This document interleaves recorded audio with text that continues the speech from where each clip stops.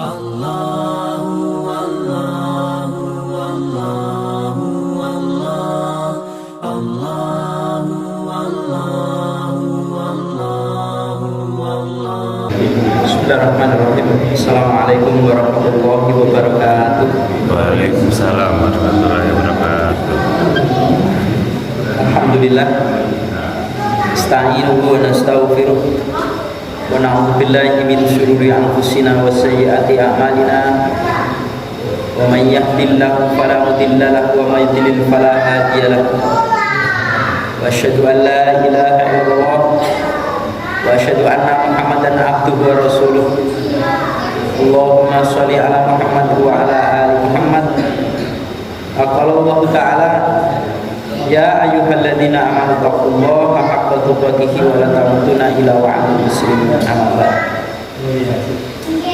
Baiklah Bapak-bapak sekalian, kita akan lanjutkan kembali di pembacaan kitab Riyadhus Shalihin. Masih melanjutkan di bab keutamaan menangis karena takut kepada Allah dan karena rindu kepada Allah Ta'ala. Terakhir saya bacakan dari bab sampai hadis yang ke-8 nih.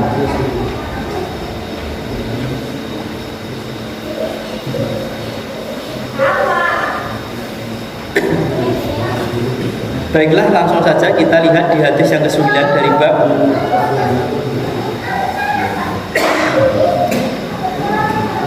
Wa an Ibrahim bin Abdurrahman ibni Aufin ana Abdurrahmani ibn Aufin radhiyallahu anhu,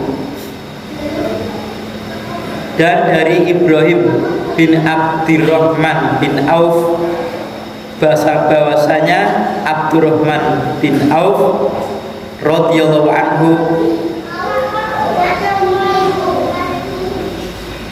utiya bito amin, didatangkan dengan makanan.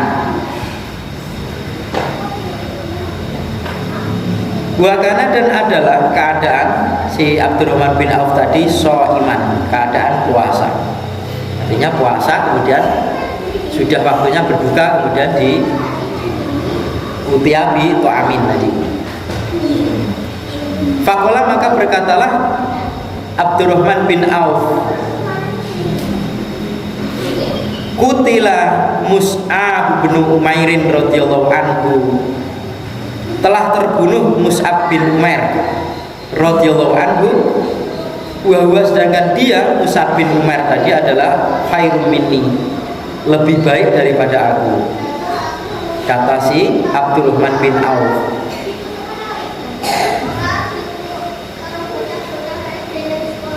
Falam yujad lahu, maka tidaklah mendapati baginya, bagi si Mus'ab bin Umair, ma yukfan fi, apa yang dikafankan padanya, pada Umar tadi, illa, kecuali burdatun,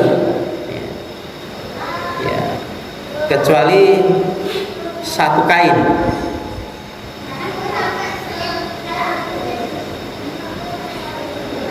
In hutiya biha, jika ditutupkan dengannya itu roksuhu, kepalanya, badat rijlahu, tampaklah kedua kakinya.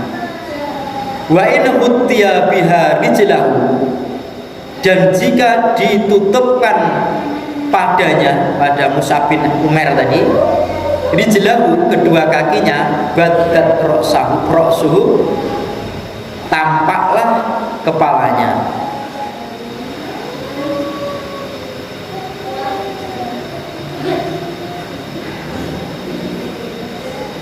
Suma busitolana, kemudian diberikan pada kami itu minat dunia, dari kesenangan dunia, ma busito, apa-apa yang diberikan. Busito tadi bahasanya dihamparkan, diberikan.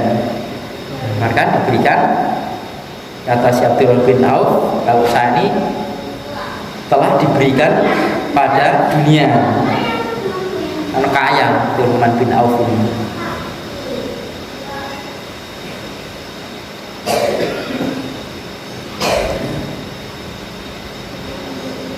Auqala atau berkata si Abdurrahman bin Auf, uktina diberikan kepada kami minat dunia dari perkara dunia, ma uktina apa-apa yang diberikan kepada kami.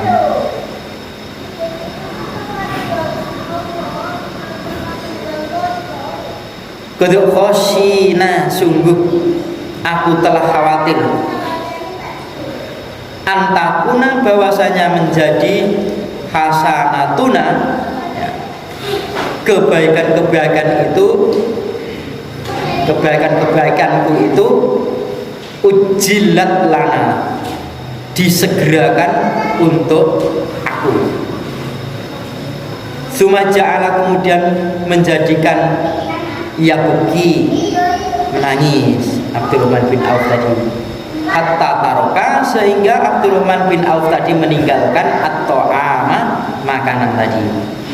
Rawahul Bukhari meriwayatkan hadis ini Imam Bukhari. Jadi ceritanya si Abdurrahman bin Auf dengan Mus'ab bin Umair ini sama-sama veteran perang Badar, perang Uhud. Ketika perang Uhud dua-duanya ikut. Nah kemudian Mus'ab bin Umair ini kan ikut perang Uhud, yang awalnya dia orang Mekah, kemudian hijrah di Madinah.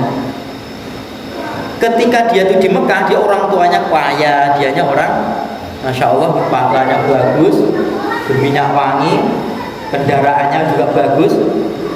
Ketika berhijrah karena orang tuanya itu kafir, tidak mau masuk Islam, maka diberi pilihan, kalau kamu tetap mengikuti Muhammad, tinggalkan semua apa yang saya fasilitasi untukmu. Tapi kalau kamu mau meninggalkan Muhammad, maka tinggal di sini dengan bersenang-senang dengan kami, orang tuamu. Dia memilih mengikuti Rasulullah dengan baju tambalan. Dia sampai ke Madinah, ya. Kemudian dia makan apa adanya di Madinah, kumpul bersama sahabat. Ya. Nah, ketika di perang Uhud ini dia gugur, syahid di perang Uhud.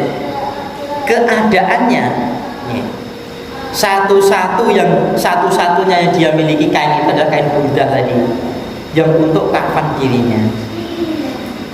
Kain kafan ini ya, ketika dia mati maka cupet dosa kita, tidak mencukupi.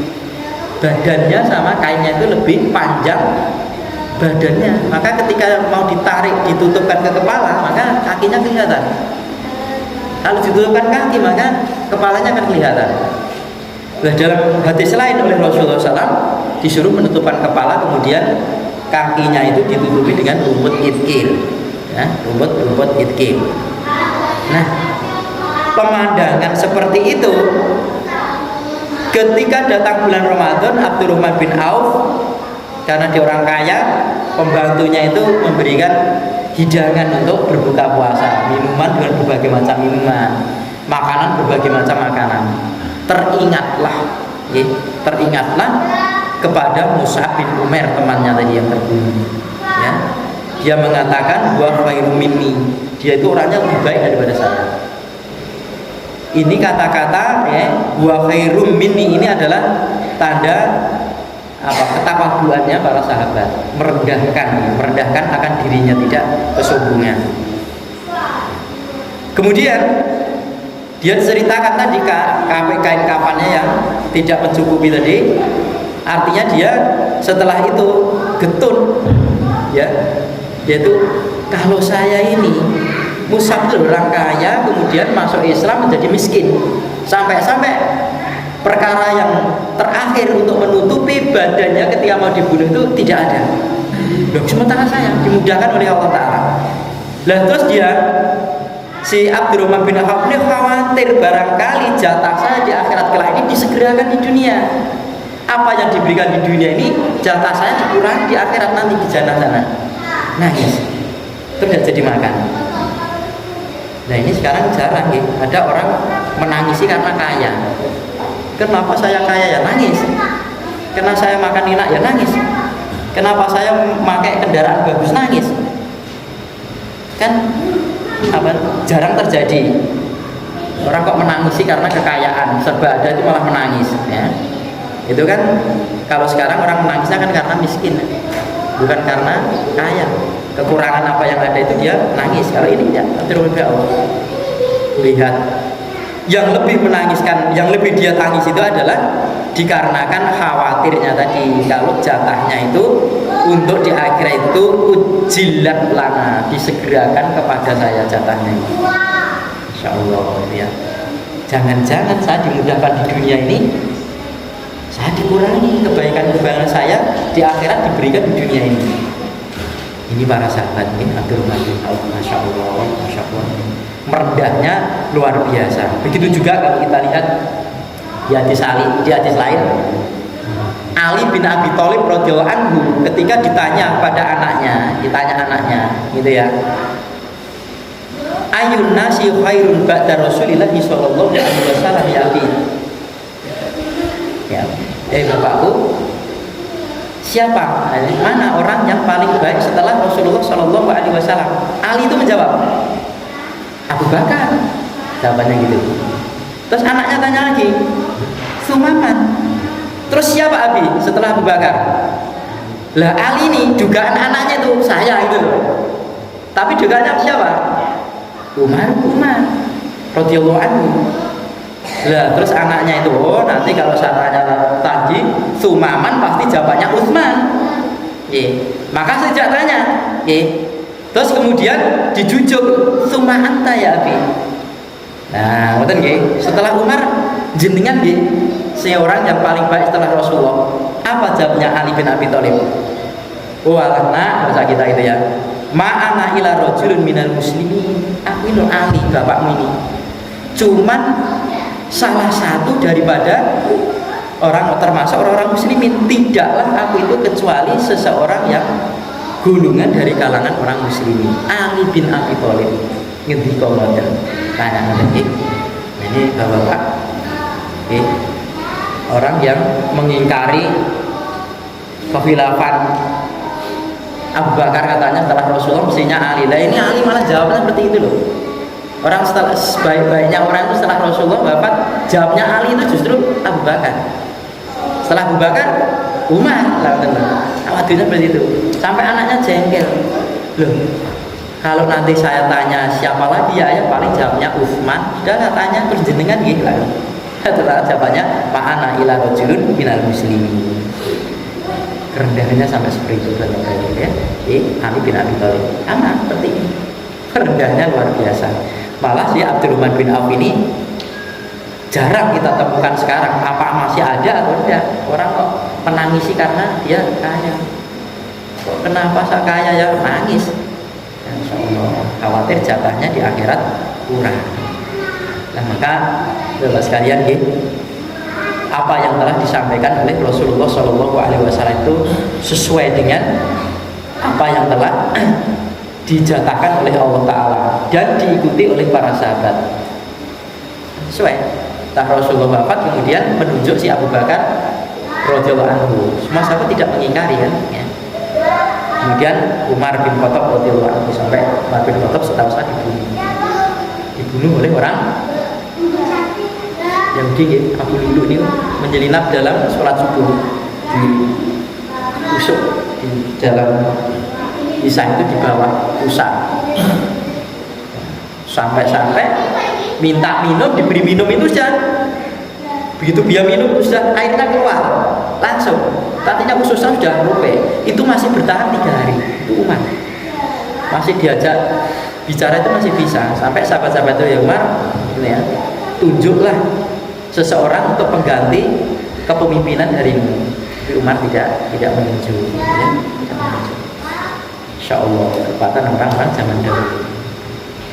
Nah Bapak sekalian ya, ternyata sahabat-sahabat yang kaya itu harta benda atau titipan dunia itu hanya sebatas dalam genggaman tangan, tidak sampai dimasukkan ke dalam hati, sehingga dia memberikan pun juga hatinya tidak resah, tidak susah.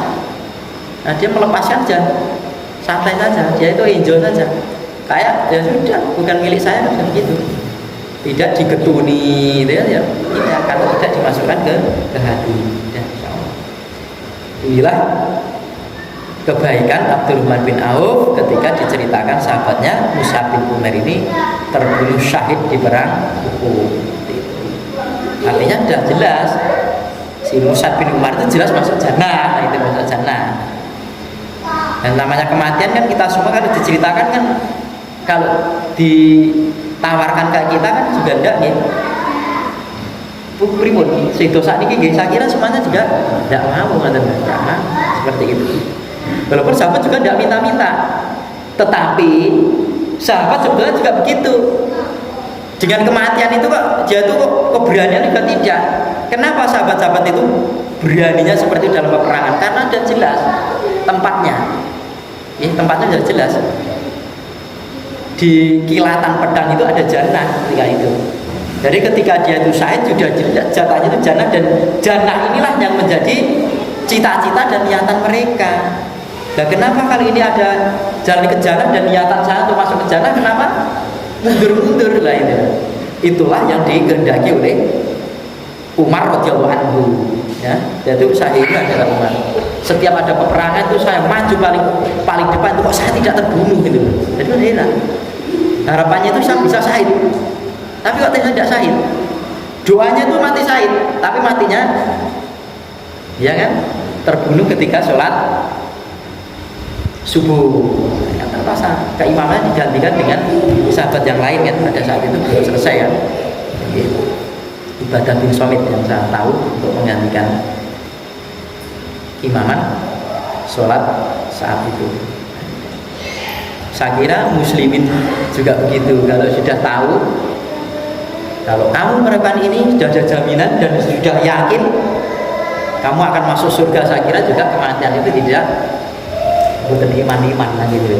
Masalahnya yang jatah itu adalah lisan Rasulullah Shallallahu Alaihi Wasallam, sehingga sahabat berani saja.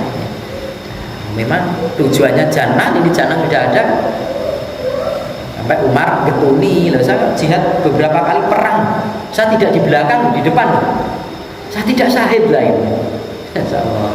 Apalagi sih Utsman bin Affan matinya dibunuh, matinya dibunuh dan membunuh muslimin sendiri kan. Masya Allah, Masya Allah. Kita tinggalkan hadis yang ke-9. Hadis yang ke-10. Wa an Abi Umamata Sudai bin Ajlan Al-Bahili radhiyallahu anhu anin Nabi sallallahu alaihi wasallam qala. Dari Nabi sallallahu alaihi wasallam bersabda beliau, laisa syai'un, tidak ada sesuatu ahabba ilallah ta'ala, yang paling tersukai pada Allah Ta'ala, min qatrataini, dari dua tetesan, wa atharo, ini dan dua bekas, dua tetesan dan dua bekas. Tidak ada yang sesuatu yang lebih dicintai oleh Allah Ta'ala dari dua tetesan dan dua bekas. Dua tetesan itu qatratin dumuin, tetesan air mata min khosyatillahi, karena takut kepada Allah. Itu yang pertama. Yang kedua, wa qatratin damin, dan tetesan darah, tuharatu fi sabilillah, yang diteteskan pada jalan Allah. Jadi tetesan air mata karena takut kepada Allah ini sesuatu yang dicintai oleh Allah Ta'ala, dan tetesan darah karena diteteskan pada fisabilillah, dicintai oleh Allah. Wa amal asaroni, dan ada pun dua bekas itu yang dicintai oleh Allah Ta'ala itu adalah fa'asarun fisabilillah ta'ala, maka bekas, ya, bekas pada jalan Allah Ta'ala, wa atharun, dan bekas fi faridotin, pada menjalankan kewajiban, min qaraidillahi ta'ala, dari kewajiban Allah Ta'ala. Jadi kalau bekas itu adalah bekas-bekasnya pada sabilillah dan bekas-bekasnya orang yang melakukan kewajiban Allah Ta'ala. Asar itu asarnya orang yang sabilillah dan asarnya orang yang melakukan kewajibannya Allah Ta'ala. Rawahu Tirmidzi, dan meriwayatkan hadis ini Tirmidzi, wa qala hadisun hasanun, dan hadis ini dinilai oleh Tirmidzi sebagai hadis yang hasan. Wa fil babi, dan di dalam bab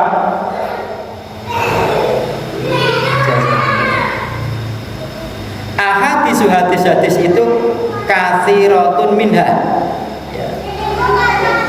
ya, banyak padanya itu hadisul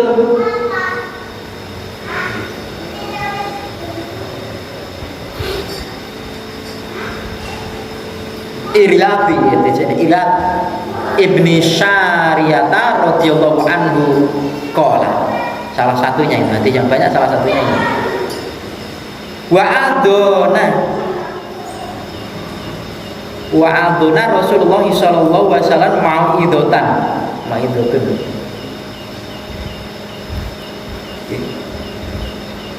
memberikan nasihat kepada kami Rasulullah sallallahu alaihi wasallam, satu nasihat yang wajilat minha,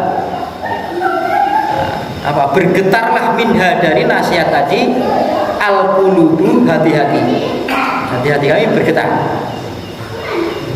wa darifat minha, dan meneteslah minha, dari sebab nasihat tadi, al-uyunu, mata-mata, artinya air mata. Wa qad sabaqa fil babin nahyi anil bid'ah, ya, dan sungguh telah lewat pada, artinya di sini telah lewat pada bab nahyi anil bid'ah. Di sana itu ada hadis yang tentang wa adzana Rasulullah sallallahu alaihi wasallam ma'idhatun wajilat minhal qulub, itu di sana. Oke, terusnya itu. Nah, kalau di hadis ini ya ada dua tetesan, yang tetesan itu dicintai oleh Allah Ta'ala dari sesuatu yang lain. Itu tetesan air mata ketika dia itu ya takut karena Allah. Takutnya itu takut karena ancaman Allah, kemudian dia menangis. Takut karena neraka, kemudian menangis. Nah, seperti apa yang dilakukan oleh sahabat yang mulia Abu Bakar radhiyallahu anhu ketika baca ayat tentang ayat-ayat yang cerita tentang neraka itu udah tidak tertahan. Spontan dia itu sudah menangis. Udah antaranya dibaca dengan hatinya sudah nyambung dan tidak dibikin-bikin, dan Rasulullah SAW juga begitu. Ketika terjadi satu sholat gerhana juga begitu, ya. Di satu sholat itu dibayang-bayangi dengan bumbulan-bumbulan buah-buahan yang ada di jannah oleh Rasulullah, dan ini maunya ini, ya. Kemudian ditampakkanlah jilatan-jilatan api neraka itu. Rasulullah mundur-mundur. Ketika selesai sholat itu, sahabat tanya, ya Rasulullah, kenapa tadi sholat itu engkau kayak mengambil sesuatu, setelah itu engkau kayak takut sesuatu? Ceritakan, saat sholat tadi diperlihatkan untuk saya itu adalah bumbulan-bumbulan buah-buahan yang ada di jannah. Maunya saya ambil, tak bagikan kepada kamu, ya. Para sahabatku, satu sekali saja kamu makan, maka seumur hidupmu kamu tidak akan lapar, gitu. Nah, satu hari di jannah itu kan 1000 tahun. Makanan yang ada di jannah itu, seandainya dia makan kenyang, nilainya satu hari, berarti 1000 tahun tidak makan. Nah, kalau makan dari jannah ini, kita diberi umur 100 tahun, cuma berapa jam tidak makan, kan bisa saja. Insya Allah, dibandingkan ini, dikasih umur 100 tahun dibandingkan 1000 tahun, Umur kita itu berapa? Sedikit. Nah, kalau ini tetesan, takut karena Allah kita melakukan. Inilah bobot keimanan orang-orang zaman dahulu ini berbeda dengan orang sekarang. Kita juga begitu. Cerita tentang adab bukannya kepada kita, malah diarahkan kepada orang lain. Begitu cerita tentang kenikmatan diarahkan kepada dirinya, tidak diarahkan orang lain. Seolah-olah dirinya itu adalah, bahasa sekarang itu, kita pede masuk ke dalam jannah, ya, pede sekali masuk ke dalam jannah, seolah-olah kita itu adalah ahlul jannah. Tidak apa-apa, tidak apa-apa untuk semangat kita, tidak apa-apa. Tapi ya itu diimbangi dengan rasa takut yang kepada neraka. Bagaimana? Ya? Syadidul iqabnya Allah Ta'ala, maha keras siksaannya Allah Ta'ala. Ya, ya. Kemudian darah yang menetes sabilillah. Menetes ini kalau dulu ya perang, menetes dan perang. Konon orang-orang apa namanya Palestina itu anak-anak apa namanya di bawah umur itu dilatih oleh orang tuanya atau saudara-saudaranya itu mainan mereka itu ya mainan pedang-pedangan. Dan nanti kalau sudah balik sudah pedang tenanan ya. Ketika ada seruan jihad, maka kedua orang tuanya, "Nak, kamu pergi saja. Saya lebih suka kau itu tidak kembali kecuali dengan namamu." Ngeri gitu. Sahabat aja itu dulu kalau ini sana, jadi di sana. Kalau dulu ada sahabat, pas perang apa Tabuk, perang apa ini, Rasulullah menghimbau supaya kaum muslimin ini mengumpulkan hartanya karena akan berangkat perang sementara terjadi musim paceklik. Bahkan Rasul ini menghasung supaya yang punya kendaraan kuat untuk memboncengkan saudaranya yang tidak punya kendaraan. Orang miskin daftar semua, daftar. Karena banyak orang daftar ternyata tidak punya kendaraan, tidak punya bekal. Akhirnya oleh Rasulullah SAW, sudahlah kamu tidak usah berangkat karena tidak ada kendaraan, bekal untuk mencukupi juga tidak ada. Sudahlah kamu orang miskin, ya sudahlah kamu jihadnya untuk mencukupi anak dan istrimu untuk kerja, tidak usah ikut perang, tidak apa-apa. Itu dia melengos, tawala tafidu minad dam. Dia itu minta izin dari Rasulullah seperti itu, kemudian dia melengos dari Rasulullah, kemudian meneteskan air mata mereka. Perang ora iso makan, pedang yuran duwe, kendaraan randu, bekal yuran duwe karena miskin. Dia itu apa? Sama orang kaya itu gila saat tidak kaya itu oleh Rasulullah SAW. Kamu sama saja, kalau dia itu naik ke gunung, turun ke lembah, pahalanya sama karena niat-niat kamu. Nangis. Diizin oleh Rasulullah. Nek konjengan beliau enggak usah sangat pelan yo, Mas. Ada asuhan perang, ternyata ulama-ulama terjadi, wah sudah tiba saatnya jihad tuh Mas gitu. Kamu tidak usah berangkat, kamu seperti itu.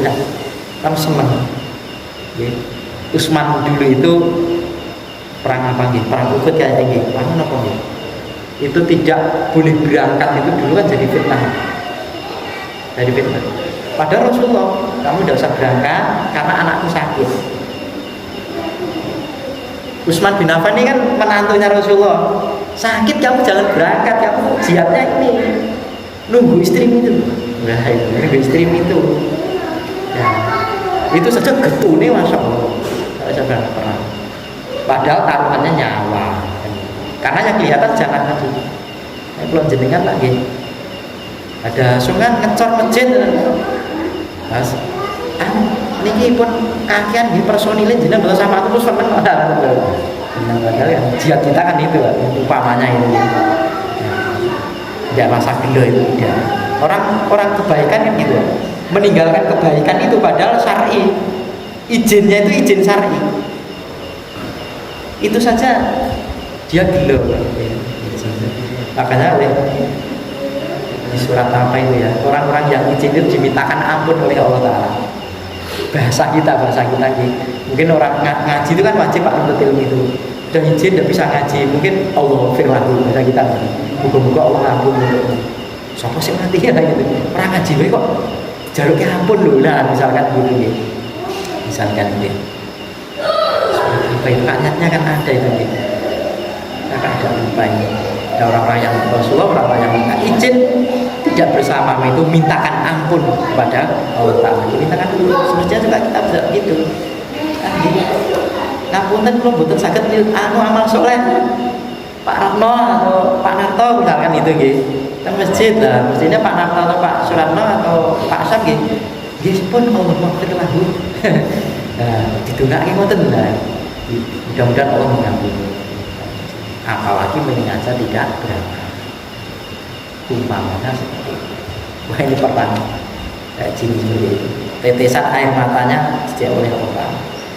Mungkin yang lebih bisa mengenai itu mungkin nanti di wastaghfirina fil ashar itu minta ampun. Jadi istilahnya kita tidak doa apapun setelah sholat tahajud itu cuma astagfirullah, waktu bila astagfirullah itu tidak apa-apa. Itu kan ya doa minta ampun pada Allah Ta'ala lah yang istighfar itu. Dia kadang-kadang apalagi doanya urusan dunia. Apa ada orang habis sholat minta dunia banyak lah? Kalau di ayatnya itu kan Robbana atina fid dunya hasanah, pandang padahal haji. Sudah haji di tempat yang termulia bertamu pada Allah Ta'ala, doanya cuma Robbana atina fid dunya hasanah itu toh. Nah urusan akhirat manfalah tidak ada bagian. Buat dilanjut nih wabil akhirati hasanah wa qina adzabannar. Urusan dunia saja. Itu menunjukkan bahwasanya ada orang yang ibadah mendekatkan diri kepada Allah Ta'ala itu tujuannya hanya mencari dunia itu ada. Masa ada ayatnya ada ayatnya ada maksudnya tidak ada mestinya ada. Kita minta pada Allah Ta'ala itu nggak ampun tanggung minta jannah. Minta jannah walaupun amalannya banyak kita tidak boleh kita itu menyombongkan diri tidak boleh, tetap tawadhu seperti apa yang dilakukan oleh Ali bin Abi Thalib radhiyallahu anhu, seperti yang ditanyakan oleh anaknya tadi, seperti Abdurrahman bin Auf hadis yang lewat tadi. Masya Allah, melihat temannya seperti itu dia itu mengatakan wa khairum minni, dia itu lebih baik daripada saya. Bukan dia terus saya lebih baik, saya kan perang sudah kok sekian unta sekian saya juga kan, bahkan saat-saat perang yang lebih sulit saya sudah memobilisasi untuk berangkat ke perang para sahabat. Bukan begitu, tapi seolah-olah dia tidak berbuat apa-apa sehingga kebaikan orang lain itu menjadikan koreksi, dia lebih baik daripada saya. Bukannya ini adalah orang-orang yang tawadhu, merendahkan diri. Kebaikan-kebaikan ini tidak menjadikan dia itu kesombongan. Kalau kita kan enak dalam dosa-dosa apa, dosa-dosa apa, nanti serawungnya tak wacake sak mene kan hilang lah, itu kan apa lagi? Diwacake ping 1000 hilang lagi, ya dosanya terus. Soalnya itu gampangnya, ya, terkecoh dengan janji-janji seperti mungkin hadisnya benar tapi tidak melihat bagaimana hadis itu, atau asbabul nuzul bahasa kita ada asbabul wurudnya, bagaimana hadis itu ada, karena bagaimana kalau dibacakan itu hilang, dia tidak lihat, sehingga dosa apapun dia lakukan paling tak bacakan ini sekian hilang juga, akhirnya dosanya terus dia lakukan. Ini mengkhawatirkan sekali kalau seperti itu. Karena kita orang beriman bahwa sekalian kita lebih berhati-hati lagi. Karena apa? Yakin kematian itu pasti datang dan akhirat itu sudah pasti ada. Maka bagi ulama-ulama kita ini, ulama-ulama kita yang terfitnah itu alhamdulillah dia besok di akhirat panen. Ya, orang-orang difitnah itu kan nanti di akhirat kelak dia nuntut kebaikannya diambil, kok kebaikannya habis, kok dosanya masih ada, ya wes dosa kupen aja. Nah, kita kalau lagi terfitnah tidak usah ngotot-ngotot, ya kita pindahnya tapi tidak usah terlalu ngotot-ngotot. Itulah yang dilakukan oleh oleh MK dulu itu ya, dia nerima lah di penjara. Salah apa hukum, salah yang ngerti dia. Imam Malik radhiyallahu anhu, ya Imam Malik bukan radhiyallahu anhu. Imam Malik itu bukan anak buah sahabat Imam Malik, ngerti? Kon dadi hakim Mekah, dipukul. Kon dadi pejabat Mekah. Nah, saya jadi hakim. Iki orang hakimnya apa? Undang-undangnya kayak apa? Malah dititir ininya itu dah. Masya Allah. Dia terima penjara, dia terima. Saat ini rayaan kan? Hakim rayaan. Masya Allah. Pun mentok nih biro-biro baik. Terus sekalian sudah selesai nih bab ini. Mungkin yang akan datang di bab yang ke-54, bab yang akhirul ini. Untuk malam hari ini saya cukup saja apa yang saya sampaikan di pembacaan kitab Riyadhus Shalihin.